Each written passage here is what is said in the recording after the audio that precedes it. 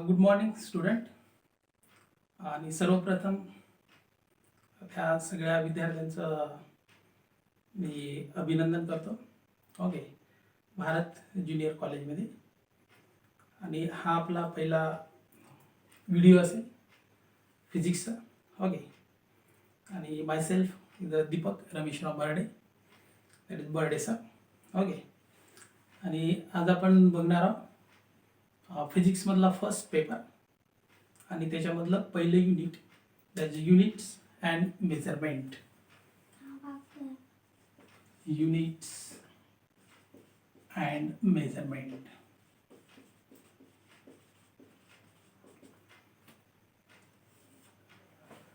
तर हे जे चॅप्टर आहे तर याचे जे मार्क्स आहेत त्या 5 मार्क्सचाच वेटेज आहे याला कंपल्सरी, आणि 7 मार्क विथ ऑप्शन.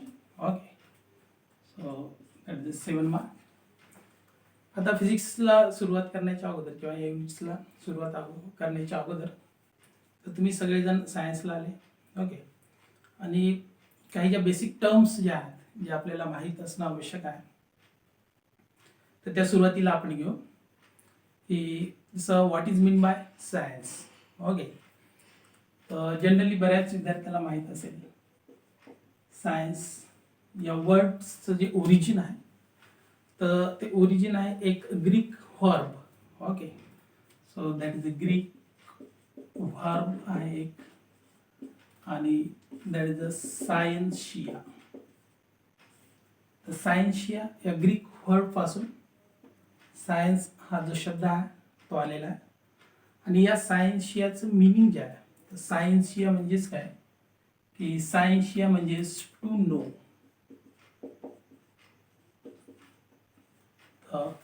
माहीत असणे किंवा ज्याला आपण नॉलेज सुद्धा म्हणत असतो. ओके, तर दॅट इज अ सायन्स, किंवा सायन्सलाच आपण म्हणत असतो scientific method. Okay, science is nothing but that is a scientific method. आता सायंटिफिक मेथड कशाला म्हणायचं? ओके, तर सायंटिफिक मेथडला डिफाईन कसं केलेलं आहे की it is a systematic attempt. Scientific method काय की it is a systematic attempt to understand natural phenomena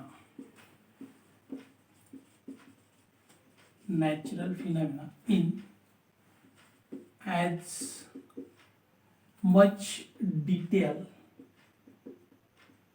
and depth as possible, and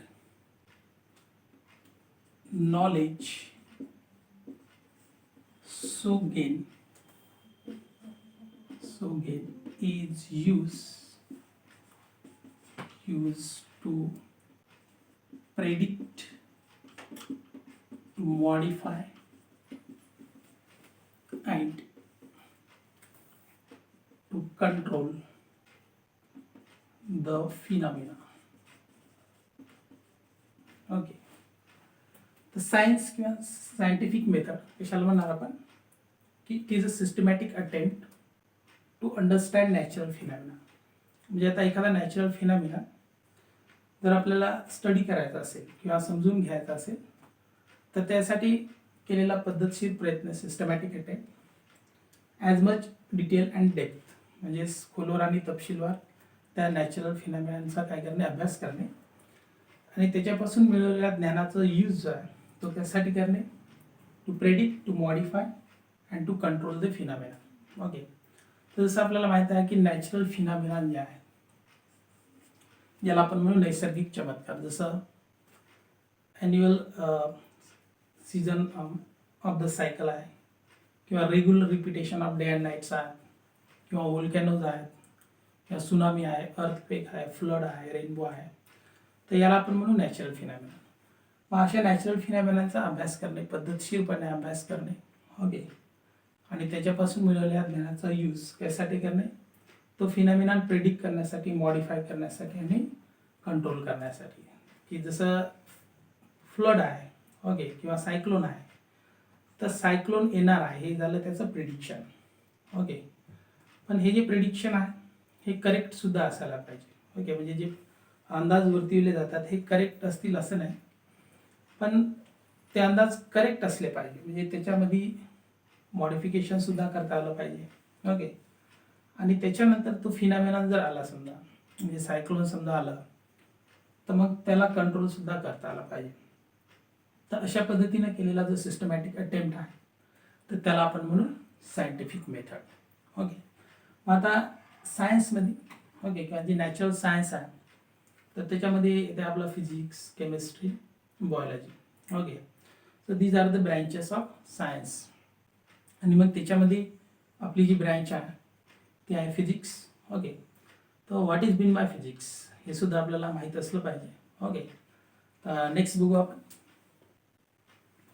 physics कशाला म्हणायचं.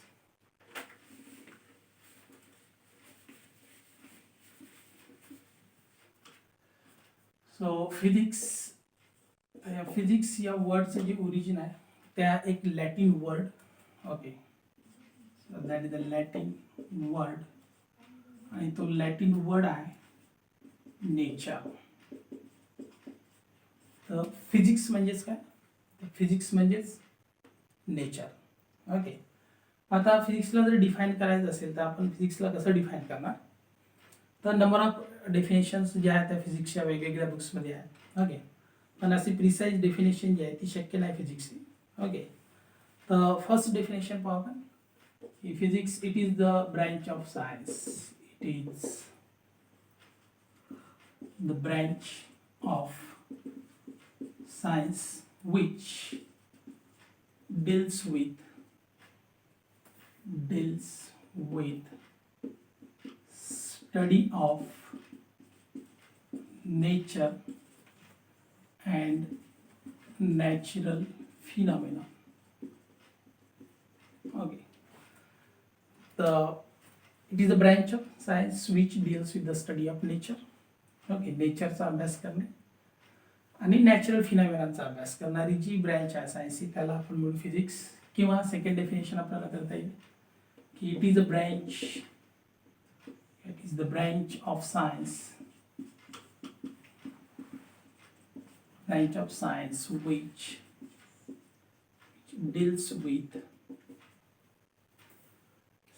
deals with study of basic laws of nature and their manifestation in natural phenomena.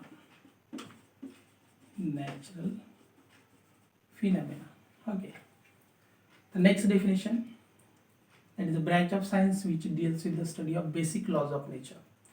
जे निसर्गाचे जे basic lodge आहेत त्यांचा अभ्यास करणे आणि त्याचा यूज जो आहे तो परत एखादा नॅचरल फिनॉमिना स्टडी करण्यासाठी करणारी जी सायन्सची ब्रँच आहे त्याला आपण म्हणू फिजिक्स. किंवा ॲज अ थर्ड डेफिनेशन आपल्याला सांगता येईल की it is a quantitative science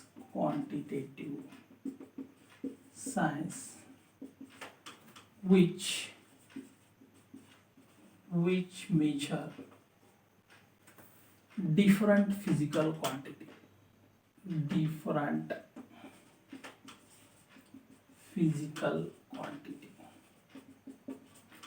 Okay, the third definition, the physics is a quantitative science which measure different physical quantities.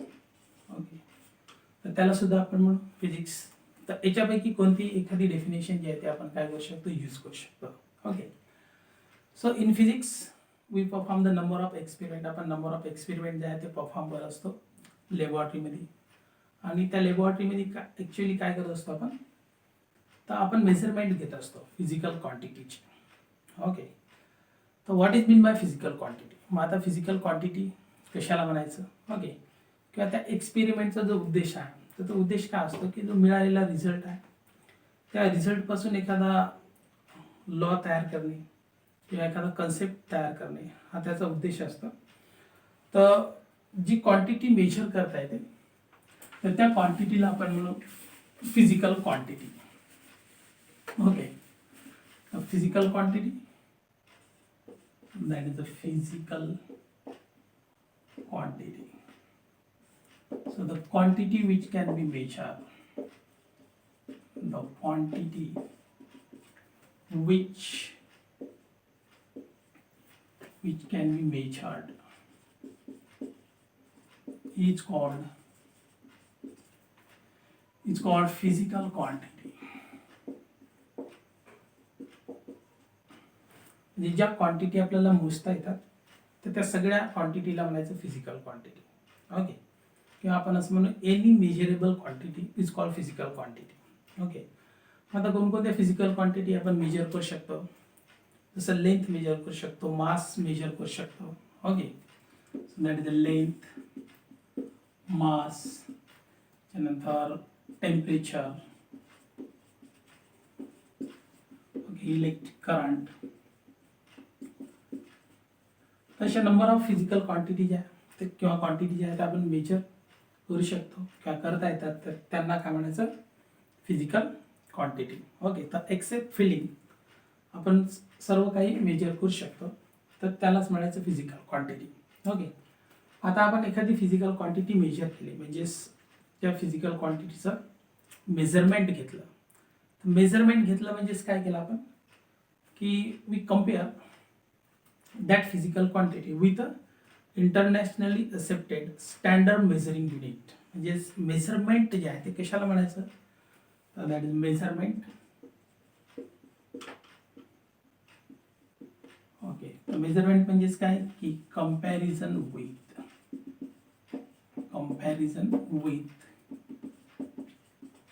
Internationally accepted standard measuring unit. Measurement म्हणजेच काय, comparison with internationally accepted standard measuring unit. आता standard measuring unit काय असते. Okay, जसं आता आपण length major केली, हे जे मेजरमेंट आहे ते आपण लॅबोरेटरीमध्ये समजा घेतलेलं आहे. जसं आपण लेंथ मिलीमीटर, सेंटीमीटर, मीटर, किलोमीटरमध्ये आपण लेंथ जी आहे ती मेजर करतो. ओके, पण फिजिक्समध्ये आपण लेंथ जी आहे ती ऑलवेज मीटरमध्येच आपण मेजर करत असतो किंवा आपण ती मिलीमीटर, सेंटीमीटरमध्ये जरी एक्सप्रेस केली तर त्याचं कन्व्हर्शन आपण मीटरमध्ये करत असतो. ओके, म्हणजे लेंथचं जे स्टँडर्ड मेजरिंग युनिट आहे म्हणजे लेंथ कशामध्ये मेजर करणार तर मीटरमध्ये. ओके, आता एखादी आपण क्वांटिटी मेजर केली म्हणजे एखादी लेंथ मेजर केली, जसं लेंथ आहे समजा डस्टरची. ओके, ही असेल समजा 10 centimetre. Okay, so that is the length equals to 10 centimetre. म्हणजे आता ही जी 10 सेंटीमीटरमध्ये आपण मेजर केली लेंथ आहे त्याला आपण मीटरमध्ये एक्सप्रेस करणार तर आपण त्याला येणार 0.1 मीटर. आता लेंथचं जे स्टँडर्ड मेजरिंग युनिट आहे ते मीटर आहे, पण आपण मेजर केलेली लेंथ किती आहे 0.1 मीटर. म्हणजे आपण काय केलं की जे स्टँडर्ड मेजरिंग युनिट आहे मीटर त्याच्यासोबत आपण मेजर केलेली लेंथ कम्पेअर केली 0.1 metre. Okay, so that gives the measurement. Okay, म्हणजे आता आपण ही लेंथ ही जी फिजिकल क्वांटिटी मेजर केली तर ती एका नंबर आणि युनिटच्या सहाय्याने एक्सप्रेस केली. म्हणजे ज्या युनिटच्या सहाय्याने आपण ही फिजिकल क्वांटिटी काय करू शकतो, मेजर करू शकतो. म्हणजे युनिट कशाला म्हणणार आपण, it is a standard used for the measurement of physical quantity. Okay, next जो point है तो है unit. Okay, a standard used for measurement of physical quantity.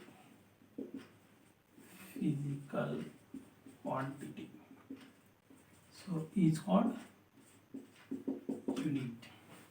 याला म्हणता येईल reference standard used for the measurement of physical quantity is called unit. म्हणजे जसं metre हे झालं स्टँडर्ड लेंथसाठी, जसं मास असेल तर किलोग्रॅममध्ये आपण मोजला म्हणजे किलोग्रॅम हे झालं स्टँडर्ड ज्याला आपण प्रमाण म्हणू. ओके, म्हणजे एखादी फिजिकल क्वांटिटी आपण जेव्हा मेजर करतो तर त्या फिजिकल क्वांटिटीला आपण एक नंबर आणि एका युनिटच्या साहाय्याने एक्सप्रेस करतो आणि म्हणून आपल्याला फिजिकल क्वांटिटी काय लिहिता येईल, physical quantity equals to number into unit, number into unit. मग आता फिजिकल क्वांटिटी जर क्यू असेल तर नंबर इंटू युनिट. तर अशा पद्धतीनं आपण एखाद्या फिजिकल क्वांटिटीला बाय युझिंग नंबर आणि युनिटनं काय करत असतो, एक्सप्रेस करत असतो.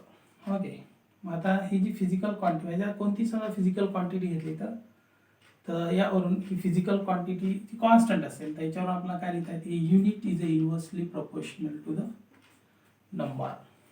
ओके, म्हणजे नंबर जर स्मॉल असेल, नंबर म्हणजे कमी क्वांटिटी कमी जर असेल त्याचं मिनिंग काय आहे, क्वांटिटी कमी असेल तर युनिट जे आहे ते जास्त म्हणजे युनिट मोठा असते. क्वांटिटी छोटी असेल तर युनिट मोठा असते आणि क्वांटिटी जास्त असेल तर युनिट छोटा असते. So that give the relation between the unit and the number. Okay, तर सध्याच्या व्हिडिओसाठी फक्त एवढं लक्षात ठेवा. Okay, as a introductory part म्हणून सर सायन्स म्हणजे काय, फिजिक्स म्हणजे काय, फिजिकल क्वांटिटी कशाला म्हणायचं, मेजरमेंट, युनिट कशाला म्हणायचं आणि ती फिजिकल क्वांटिटी कशी आपल्याला एक्सप्रेस करता येईल. Okay, so thank you.